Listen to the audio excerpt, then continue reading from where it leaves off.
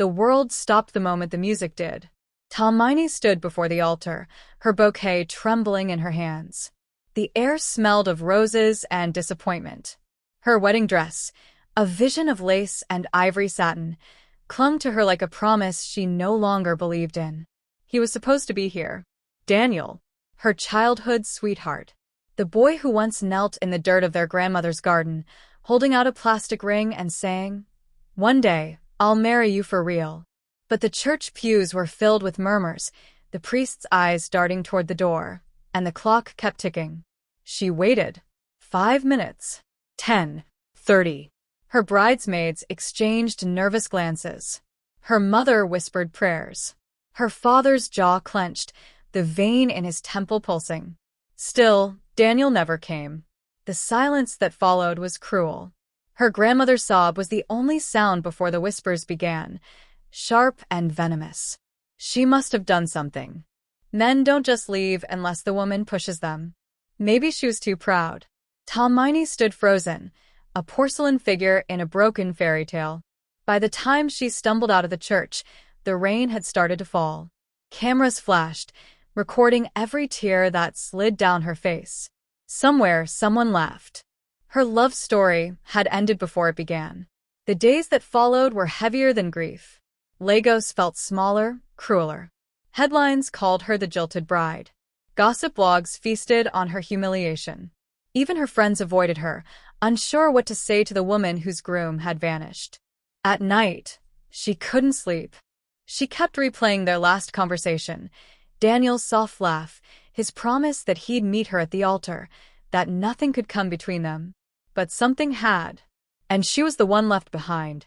It was her father who broke the silence weeks later. He stood in her doorway one night, his eyes weary, his suit creased in a way she had never seen before. "Tomini," he said quietly, "there's something we need to discuss." He placed a document on her desk, a marriage contract. The letters swam before her tired eyes. "It's business," he said, his tone tight. "We're on the verge of losing everything. Our company is being crushed by foreign competition. This alliance, it could save us." She stared at the paper. "A contract marriage?" "Yes." "He's a widower, based in Shanghai. His name is Li Rongwei, CEO of Rome Tech. He has twin daughters. He needs a wife for legal reasons. You need..." He stopped, voice breaking. "You need a chance to start over." Tomini laughed, but it came out as a sob. "So, I'm a business solution now?" Her father looked away. "You're my only daughter. I wish there was another way." She turned the contract over, reading the clause at the bottom. Non-disclosure, 1 year minimum, mutual benefit, no emotional obligation. It was so cold, so clean, so unlike love. Her grandmother entered then, her silver hair catching the hallway light. "Don't do this, my child," she whispered, tears gathering in her eyes. Love cannot be replaced with duty. But love had already betrayed her. And duty, at least, would not lie. Tomini picked up the pen. "Where do I sign?" Shanghai was a blur of steel and rain when she arrived. Everything felt too big, too fast, too bright. She had barely adjusted her scarf when a man in a dark suit approached. "Mrs. Li," he said stiffly, bowing slightly. "Mr. Li is waiting." Mrs. Li. The words felt foreign. The black limousine glided through the city, the neon reflections streaking across the windows like streaks of fate. When they stopped before a towering glass mansion overlooking the Huangpu River, Tomini's heart pounded. He was there. Li Rongwei. He stood at the base of the marble staircase, sharp in a tailored black suit, his expression unreadable. He was handsome, but not softly so. His beauty was carved from discipline, not charm. His eyes, cold and dark, flicked over her like he was assessing a stock report, not a woman. "You're late," he said simply. She opened her mouth to speak, but words failed her. He turned away. "The ceremony will be brief. I don't like theatrics." And just like that, she was married. No vows. No kisses. Just ink on paper and a lifetime written in invisible ink. That night, she was shown to her room, not their room. The walls were lined with silk and silence. She sat by the window, watching the river lights shimmer in the distance, wondering if this was what survival looked like, lonely and gold. Then came the sound of giggles, high, mischievous, and sharp. Two little girls stood at her door. Identical, except one had a scar just under her chin. They looked at her with the same suspicion their father had. "Are you really our new mother?" one asked. Tomini smiled gently. "If you'll have me," the other scoffed. "We don't want another mother. You'll leave too." "They always do." Her smile faltered. "I'm not going anywhere." They exchanged a look, then turned on their heels, whispering in Mandarin as they disappeared down the hall. Tomini sighed, her chest tightening. She didn't know whether to laugh or cry. But she did know one thing: she had survived worse than loneliness. And this time, she would not let anyone see her break. When she went down for breakfast the next morning, the twins had switched the sugar with salt. Her tea tasted like tears. Li Rongwei watched from across the table, expression unmoving. "If you cannot handle 2 children," he said coolly, "you cannot handle being my wife." His words cut deeper than he realized. But she didn't cry. Not anymore. She simply lifted her chin, smiled faintly, and said, "Then I'll just have to prove you wrong." That night, when the mansion grew quiet, she looked out across the city skyline and whispered to herself, "I was left at the altar once. But not again. Not this time." And somewhere in the depths of the house, the man she'd married paused outside her door, his hand hovering over the handle, his breath shallow. He didn't know why he couldn't walk away.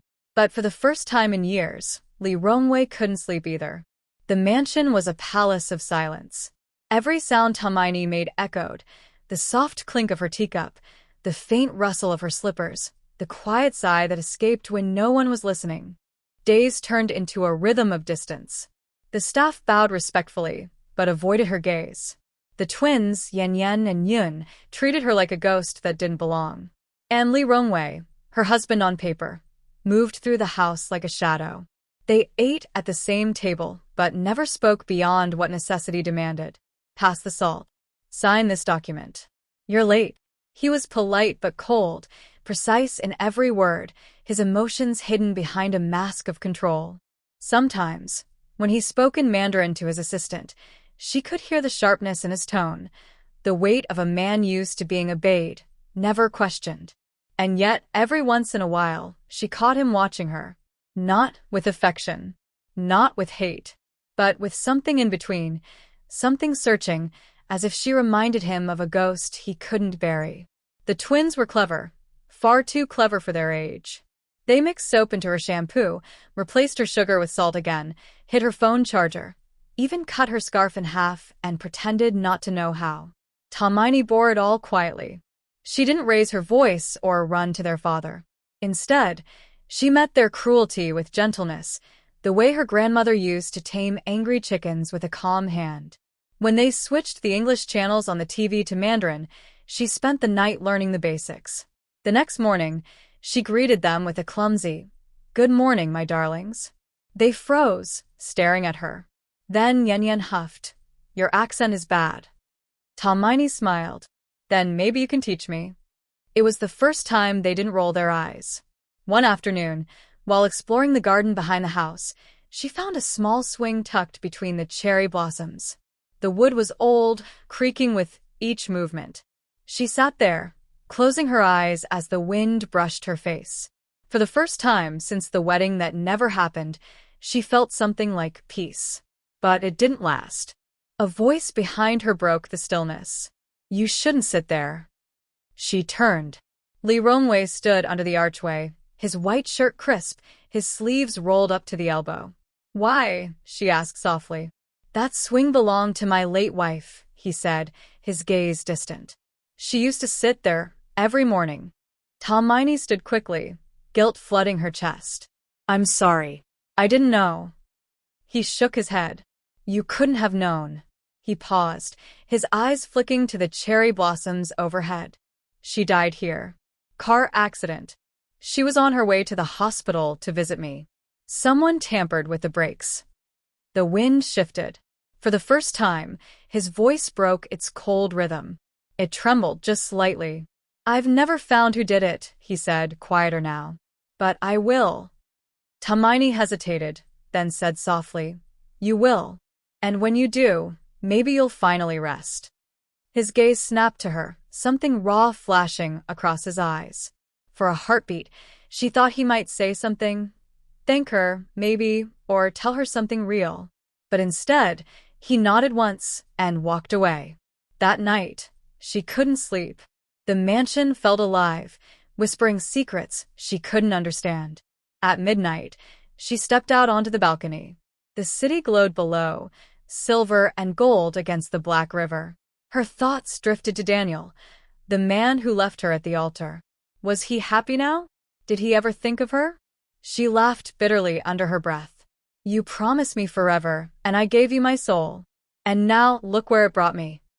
Talking to ghosts again? The voice startled her. She turned, and there he was. Li Rongwei stood a few feet away, hands in his pockets, the night breeze ruffling his hair. She hadn't even heard him approach. "You move too quietly," she said, smiling faintly. He studied her for a moment. "You talk in your sleep." Her eyes widened. "I do." He nodded. "You said someone's name. Daniel." The air between them grew tense. Tomini looked away. "He was supposed to be my husband." Something flickered in his expression, something unreadable. "I see. Do you?" she asked, her voice trembling. "Do you know what it's like to love someone so deeply that their absence feels like a death you can't mourn?" He didn't answer.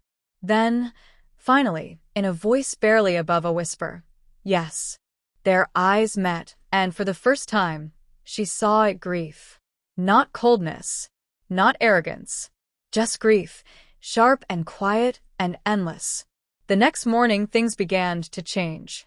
The twins still misbehaved, but now, when Tomini told them stories, they listened. When she made pancakes, they helped.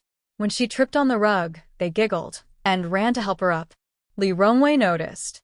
One evening, he stood in the hallway, hidden from sight, watching as Tomini braided the girl's hair and sang softly under her breath. The song was foreign to him, in a language he didn't understand, but the tenderness in her voice made something in his chest ache. When she finished, Yun asked, "Mama, will you sing it again?" Tomini froze. The word mama hung in the air like a fragile gift. Her throat tightened. "Of course," she whispered. Later, as she walked past his study, she saw him there, the lamplight reflecting in his eyes. "Your daughters are kind," she said softly. "They weren't before you came." She blinked. "Is that a compliment?" "Don't push your luck," he said dryly. But there was a hint of warmth at the corner of his mouth. That night, she dreamed of him. Not the ruthless CEO, not the man whose voice cut like ice, but the one whose grief was quiet, whose eyes softened when he thought no one saw. And when she woke up, heart racing, she realized with a shiver of dread, she was starting to care. The morning began like any other. The mansion was quiet except for the sound of breakfast being prepared, porcelain plates clinking, laughter echoing faintly from the dining hall where the twins sat waiting. For once, Tomini felt at peace. She had started wearing color again, soft blues and cream, delicate silk that caught the light when she moved. The twins had begun to cling to her, fighting over who would sit beside her during meals. Li Rongwei no longer avoided her. His eyes often lingered longer than they should. It was subtle, but something was changing. Even the house staff seemed to feel it, the way warmth had started to creep into the mansion's frozen walls. But peace, she was learning, was always the calm before the storm. That morning, while reaching for her tea, she noticed something strange. The spoon beside her cup, polished, silver, perfect, reflected a distorted shape behind her. A shadow near the window. She turned quickly, but the curtains only swayed with the wind. "Mrs. Li." The maid startled her. "Are you all right?" Tomini forced a smile. "Yes." Just the light. But her hands trembled slightly when she lifted her cup again. Later that day, Li Rongwei invited her to a charity gala. "You don't have to come if you'd rather not," he said as his driver held open the door of the limousine. "I'll come," she said, smiling faintly. "It's what a wife should do." He looked at her for a moment, that unreadable, assessing stare, then nodded. The gala was held at a glittering skyscraper overlooking the city, a sea of diamonds and champagne. Cameras flashed as they entered together. People whispered when they saw them. The cold CEO and his mysterious new wife. Tomini felt their eyes like tiny knives. But when Li Rongwei placed his hand gently at her waist, steady and firm, she felt something melt inside her. It was the first time he had touched her in public, and somehow, it made her feel seen. Halfway through the night, a waiter approached with champagne. Tomini smiled politely, accepting the glass, but Li Rongwei's hand shot out, gripping her wrist. "Don't drink that," he said sharply. The waiter froze. "Sir?" Rongwei's eyes darkened. "I didn't order this brand." Within seconds, his security detail closed in. The glass was taken, tested. The result came back moments later, traces of a clear, tasteless poison. The crowd erupted into murmurs. Tomini's stomach twisted. Someone had tried to kill her. Rongwei's hand stayed on her arm, steady and possessive. "You're going home," he ordered. But he looked at her then, truly looked, and she saw it. Fear. Genuine, raw fear. "Please," he said softly. "I can't lose you too." Back at the mansion, he didn't speak for hours. He stood by the window, watching the rain pour down, his jaw tight. Tomini approached quietly. "You think whoever killed your wife is trying again?" He didn't turn. "I know it." Her heart clenched. "Then it's me they want." "No," he said fiercely, spinning around. "It's me. It's always been me. You're just collateral." The word stung. "Collateral?" she repeated bitterly. "Is that what I am to you?" He flinched at her tone. "That's not what I meant." "Then what did you mean?" she asked, stepping closer, her voice breaking. "I've done everything I can to belong here. To help you. To love your children. And still, I'm—" She stopped. She hadn't meant to say love. But it was too late. Something flickered in his eyes. Pain, surprise, longing. He closed the space between them before she could breathe. "Don't," he said hoarsely. "Don't say that." "Why?" she whispered. "Because you can't feel it back?" He looked at her as if she'd just stripped away every layer of his armor. "Because if I do," he murmured, "I'll lose control." His hand lifted, hovering near her cheek, trembling. "Then lose it," she said softly. And for the first time Li Rongwei did. He kissed her, not gently, not carefully, but with the desperation of a man who had forgotten what it meant to need someone. The world fell away. The rain outside turned into music. Her hands clung to his shirt as his fingers tangled in her hair. For that one stolen moment, they weren't broken people or bound by contracts. They were just two hearts trying to find warmth in the same fire. When they finally pulled apart, breathing hard, he rested his forehead against hers. "I told myself I'd never love again," he whispered.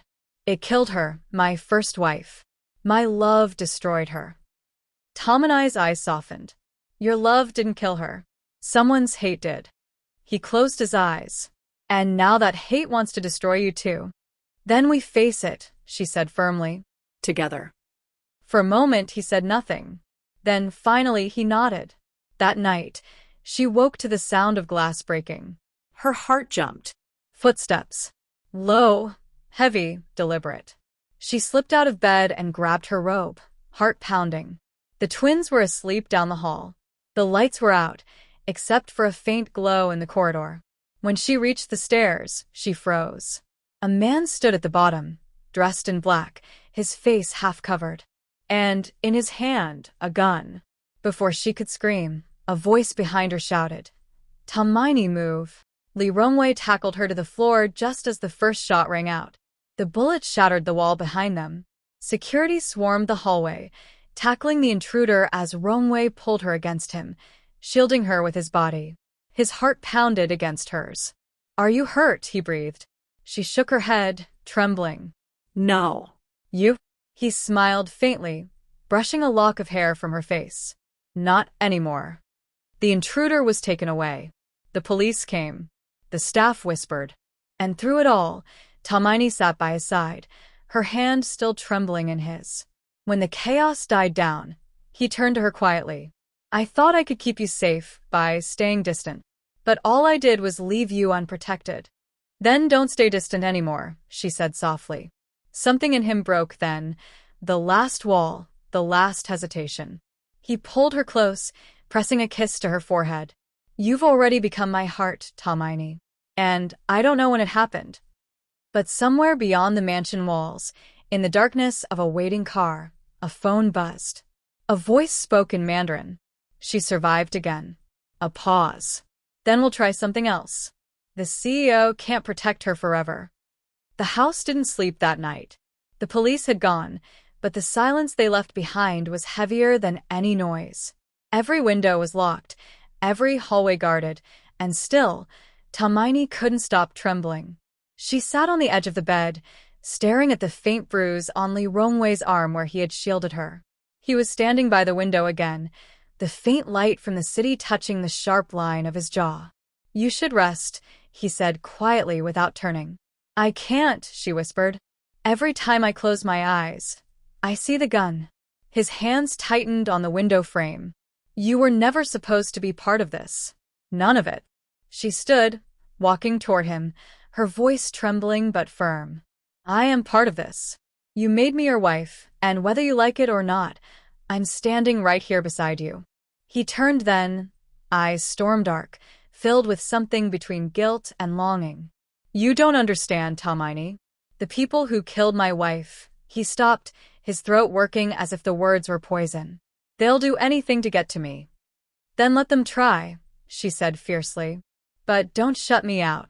He stared at her like she was something both impossible and necessary. You're too brave for your own good, he murmured, almost smiling. She stepped closer. No. I'm just tired of being afraid. By morning, the mansion was crawling with investigators. The twins were sent to stay with Rongwei's sister, but before they left, little Yan Yan had wrapped her tiny arms around Tomini's waist. Don't be sad, Mama, she said softly. Papa gets scary when he's scared. Tomini froze at the word Mama. It slipped out so naturally, so innocently. When she looked up, Rongwei was watching from the doorway, his expression unreadable. That afternoon, the detective in charge, a woman named Lin Yu, requested to speak privately with Tomini. We found this, she said, placing a photo on the table. Tomini leaned closer. Her blood ran cold. It was a picture of Rongwei's first wife, Mei Hua, beautiful, elegant, smiling, but the background was familiar. It wasn't from years ago. It was recent. That's impossible, Tomini whispered. She's dead. Detective Lin met her eyes. So everyone believed. But this photo was taken 3 months ago, here in Shanghai. Tomini's world tilted. You're saying she's alive? We don't know yet, Lin said gently. But if she is, it changes everything. When Rongwei entered the room moments later, his expression was carved from stone. Leave us, he told the detective. Once they were alone, Tomini held up the photo. Why didn't you tell me? Because it's not true, he snapped. She's gone. I buried her myself. But what if she's not? Tomini pressed. What if someone made you believe she was dead? Enough. His voice cracked through the air like a whip. He turned away, breathing hard. Don't you think I'd know if the woman I loved was still alive? The pain in his voice silenced her. But deep down, something didn't feel right. The attacks, the poison, the shadows, it all felt too connected. Too personal. And for the first time, Tomini wondered if she was living in someone else's unfinished story. That night, she couldn't sleep again. So, she went to his study. He was there, sitting in the dark, a half-empty glass beside him. She used to sit there, he said without looking up. Every night, reading until she fell asleep. I'd carry her to bed. Tomini said nothing, only watched the way his hand trembled slightly. I told myself I'd never let another woman into this house again. Never let anyone close enough to die because of me. Her chest ached. You didn't let me in, Rongwei. I walked in myself. He finally looked up, eyes weary, vulnerable. And now you might die for it. Then at least it will mean something, she whispered. The silence stretched between them. Raw, heavy, electric. He stood slowly, crossing the room until he was right in front of her. You drive me insane, Tomini. Good, she breathed. Then we're even. Before either of them could think, his mouth was on hers again, slow this time, aching, like he was memorizing her. His hand cupped the back of her neck, his thumb tracing the curve of her jaw. When he finally pulled away, his voice broke against her skin. If I lose you, I lose myself. You won't, she whispered. Not this time. But the next morning proved her wrong. A package arrived, no return address. Inside was a small, silver locket. When Tomini opened it, she froze. Inside was a photo of Mei Hua and Li Rongwei. But what made her hands shake was the engraving on the back. Till death do us part, or beyond. And beneath it a new addition, scratched roughly into the metal. You forgot me once. Now she'll remind you. Her vision blurred. She barely heard Rongwei enter until his hand closed over hers. Where did this come from? He demanded. She shook her head. It was delivered this morning. He grabbed his phone, calling security, his tone clipped, cold, lethal. But before he could finish, the lights flickered. Then, an explosion of sound from the east wing. The twins' rooms. Both of them ran. Smoke filled the corridor. Guards shouted orders. Fire alarms blared. Tomini could barely breathe as they pushed through the haze. Yan. Yun, she screamed. Rongwei kicked open the door, and there they were, coughing, crying, trapped near the balcony. He rushed in, covering them with his jacket, shouting for the guards to open the emergency exit. Tomini ran to help, pulling the twins close as flames licked up the walls. When they finally got outside, the children clung to her like lifelines. Rongwei's face was streaked with soot, his hands shaking. They're safe, she gasped, tears mixing with ash. They're safe. He looked at her, and in that moment, something in him broke completely. He pulled her into his arms and held her like he was holding the last light in a burning world. I can't lose you, he whispered into her hair. Any of you. Later, when the fire was out and the police confirmed it was arson, Detective Lin returned. She handed Rongwei a small flash drive. This was found near the balcony. He plugged it into his laptop, and a video appeared. It was grainy, but clear enough. A woman stood in the shadows, wearing a veil. Her voice was soft but cold. You should have left her at the altar, Li Rongwei. Now, she'll pay for the life you stole from me. The screen went black. Tomini's knees gave out. That voice, it's her, isn't it? Rongwei didn't answer. But the look in his eyes said everything. That night, as the mansion sat in ruin and the city lights flickered beyond the smoke, Tomini sat by the twins' bedside, watching them sleep. She touched their hair gently, whispering a prayer she wasn't sure she believed in anymore. From the doorway, Rongwei watched her, silent, haunted. I don't know who she is anymore, he said hoarsely. But if Mei Hua is alive, then she's not the woman I married. Tomini looked up at him, tears glistening. Then who is she? He took a deep breath, his jaw hardening. The woman trying to destroy everything I love. And for the first time, he said it without hesitation because he knew now what everything he loved truly meant. The night bled into morning without rest. The mansion was a ruin of smoke and whispers. Reporters gathered at the gates. The police patrolled every hallway. And still, the weight of that voice, that haunting, familiar voice, wouldn't leave Tomini's mind. You should have left her at the altar, Li Rongwei. The words replayed like a curse. By dawn, Rongwei hadn't slept. He stood on the balcony, staring out at the city that had once bowed to his power, now trembling under the shadow of his past. Tomini approached quietly, her hair still damp from the rain that had fallen during the chaos. You saw her, didn't you? She asked softly.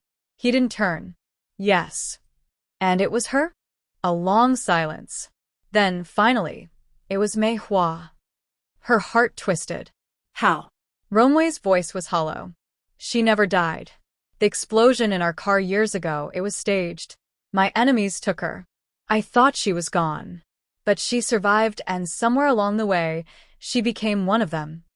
Tomini's throat tightened. She's the one who's been trying to kill me. He nodded slowly. Because to her, you're a replacement. Proof that I moved on. She wants revenge, Tomini whispered. No, he said bitterly. She wants to destroy the man who couldn't save her. That evening, a call came from Detective Lin. They had traced the signal from the threatening video. It led to an abandoned estate on the outskirts of Shanghai, the same one where Mei Hua had supposedly been buried. Rongwei insisted on going. Tomini refused to let him go alone.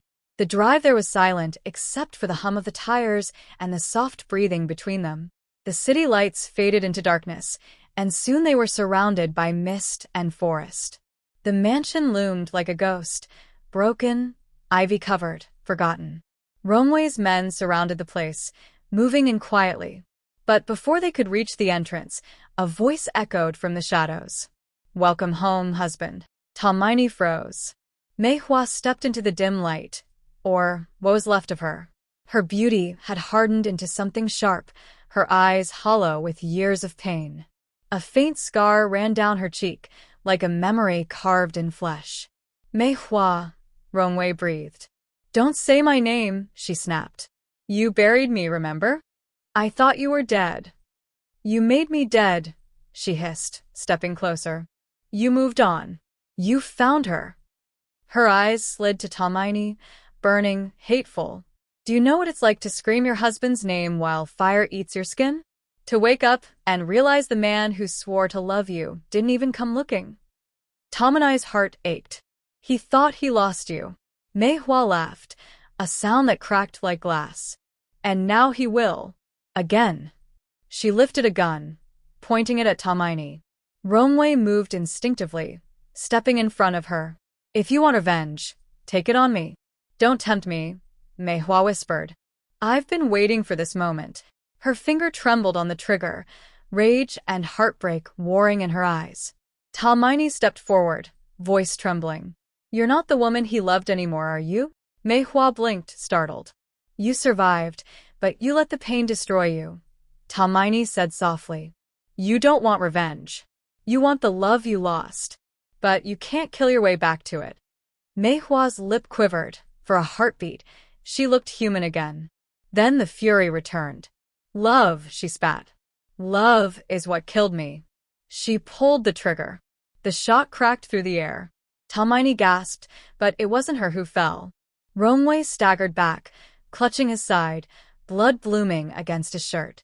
Rongwei, she screamed, catching him as he collapsed. He looked up at her, pain flickering through his eyes. I told you, I'd protect you. Mei Hua froze, horror spreading across her face. What have I done? She whispered, dropping the gun. I didn't mean. The guards rushed in, disarming her as she sank to her knees, shaking. I just wanted him to remember me. Tomini pressed her hands against Rongwei's wound, tears streaming. Stay with me, please stay. He smiled faintly, his blood warm against her skin. I'm not leaving this time. Don't you dare, she whispered fiercely. Hours later, at the hospital, the doctors said he would live. The bullet had missed his heart by inches. When he woke, Tomini was there, pale, exhausted, holding his hand. You're stubborn, she murmured. He managed a weak smile. You married me. You should have expected that. She laughed through her tears, resting her head on his chest. I almost lost you. You can't lose what's already yours, he whispered. Weeks passed. Mei Hua was taken into custody. In her confession, she admitted everything. The faked death, the years of manipulation, how she had been twisted by those who wanted to destroy Rongwei's empire. Her final words before being taken away were quiet, almost childlike. I just wanted him to love me like he loves her. Tomini never hated her. She just prayed that someday Mei Hua would find peace, in this world or the next. Months later, the Li mansion stood rebuilt, brighter, warmer, full of life. The twins ran across the garden, laughter echoing through the air. Tomini stood at the balcony, her hands resting on her growing belly. The twins had insisted on naming the babies already, Lian and Lei. When Rongwei joined her, wrapping his arms around her from behind, She leaned back into him, smiling. "Do you ever think about her?" she asked softly. "Every day," he said honestly. "But not with pain anymore. She was part of my story. You're my future." Tomini turned to face him, her eyes bright. "Do you ever regret marrying me?" He shook his head, his gaze tender. "How can I regret the woman who taught me how to live again?" He brushed a kiss against her lips, slow, deep, certain. That night, as the city lights shimmered like stars, Tomini whispered into the dark, "Across every altar, through every vow, we found our way." And somewhere in the quiet, the storm that had haunted them finally broke, not with thunder, but with peace. Epilogue. 1 year later. Spring sunlight spilled over the courtyard. The twins, all 4 of them now, chased each other around the koi pond, their laughter filling the air. Romwe watched from the porch, a rare smile softening his face. Tomini joined him, her hand brushing his. "Happy anniversary," she whispered. He looked at her, love glowing in his eyes. "You were never the girl left at the altar, Tomini. You were the one waiting at the end of it." She smiled, resting her head against his shoulder. And as the wind carried the sound of their children's laughter through the garden, the man once known as ruthless found his peace, not in power, not in vengeance, but in love that had risen from ashes.